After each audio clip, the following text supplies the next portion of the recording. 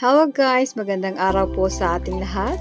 Welcome to this channel, Adson Andre.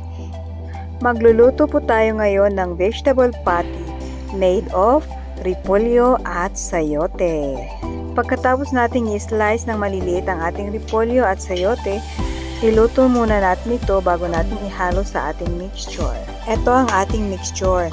1/2 kilo flour, 2 pieces egg, 1 teaspoon baking powder, 1 teaspoon salt, 1 teaspoon paminta, at 4 cloves of garlic. Ihalo natin to ng maigi at magdagdag ng harina kung kinakailangan.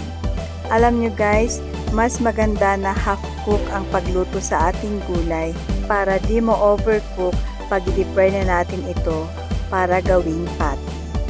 Para pagkagatin mo, tapos nguyain mo, pagkaluto mo nito, may nararamdaman ka pa na buo-buo. May nararamdaman yung iyong dila at hindi ka mag-worry na pati dila mo manhid na. Gaya ng namamanhid mong puso. Char! Pero totoo yun, di ba? Mas masarap kung may nararamdaman kang matigas-tigas sa iyong pagkain habang ikaw ay namumuya.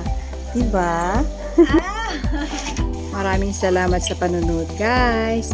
Sana'y nagustuhan niyo ang aking video ngayon. At pag hindi ka pa nakasubscribe, please subscribe, like, comment, and share. Bye! Thanks again!